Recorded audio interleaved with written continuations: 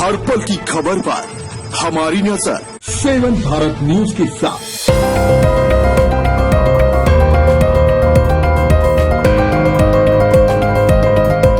UPSC में lateral entry मामले पर केंद्र सरकार ने यू टर्न ले लिया है और इस फैसले को रद्द कर दिया है।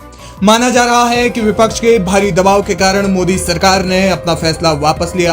अब इसमें लेटरल एंट्री के जरिए नियुक्ति नहीं होगी और आगे किसी भी विभाग में इस तरीके से नियुक्ति नहीं होने की उम्मीद जताई जा रही है।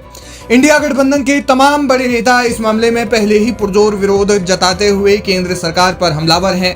हैरानी की बात यह है कि यूपीएससी के भर्तियों के नोटिफिकेशन जारी किए जाने के बाद केंद्र सरकार ने 72 घंटे में ही अपना आदेश वापस ले लिया। इस मामले में अब राहुल गांधी, अखिलेश यादव समेत कई नेताओं ने अपने बयान जारी किए हैं। राहुल गांधी ने कहा कि देश में संविधान और आरक्षण व्यवस्था की हर कीमत पर रक्षा की जाएगी। उन्होंने विपक्ष के जातिगत जनगणना की बात को एक बार फिर दोहराया। नेता प्रतिपक्ष ने एक्स पर पोस्ट किया और कहा कि संविधान और आरक्षण व्यवस्था की हम हर कीमत पर रक्षा करेंगे। भाजपा की लेटरल एंट्री जैसी साजिशों को हम हर हाल में नाकाम करके दिखाएंगे। मैं एक बार फिर से कह रहा हूं, 50% आरक्षण सीमा को तोड़कर हम जातिगत गिनती के आधार पर सामाजिक न्याय सुनिश्चित करेंगे। राहुल गांधी के अलावा सपा सुप्रीमो अखिलेश यादव ने कहा कि भाजपा के षड्यंत्र कामयाब नहीं हो पा रहे हैं और आखिरकार उन्हें पीडीए की ताकत के आगे झुकना पड़ा। अखिलेश ने लिखा, यूपीएससी में लेटरल एंट्री के पिछले दरवाजे से आरक्षण को नकारते हुए नियुक्तियों की साजिश आखिरकार पीडीए की एकता के आगे झुक गई है। सरकार को अब अपना ये फैसला भी वापस लेना पड़ा है। भाजपा के षड्यंत्र अब कामयाब नहीं हो पा रहे हैं। ये पीडीए में आए जागरण और चेतना की बहुत बड़ी जीत है। इन परिस्थितियों में समाजवादी पार्टी लेटरल भर्ती के खिलाफ 2 अक्टूबर से शुरू होने वाले आंदोलन के आह्वान को स्थगित करती है। साथ ही ये संकल्प लेती है कि भविष्य में भी ऐसी किसी चाल को कामयाब नहीं होने देगी और पुरजोर तरीके से इसका निर्णायक विरोध करेगी। जिस तरह से जनता ने हमारे 2 अक्टूबर के आंदोलन के लिए जुड़ना शुरू कर दिया था, ये उस एकजुटता की भी जीत है। लेटरल एंट्री ने भाजपा का आरक्षण विरोधी चेहरा उजागर कर दिया है।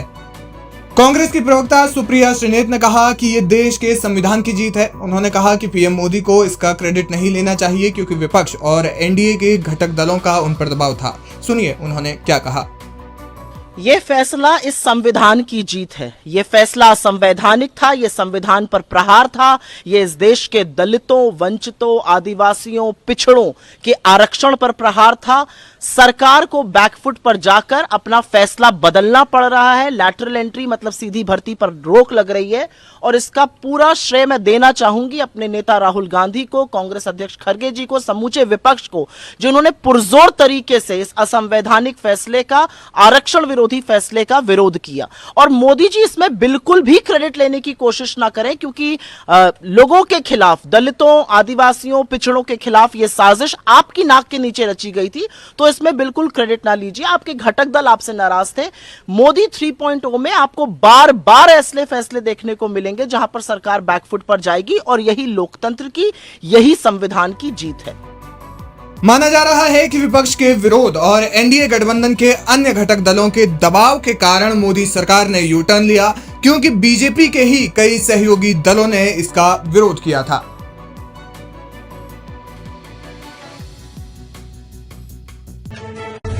हर पल की खबर पर हमारी नजर। सेवन भारत न्यूज के साथ।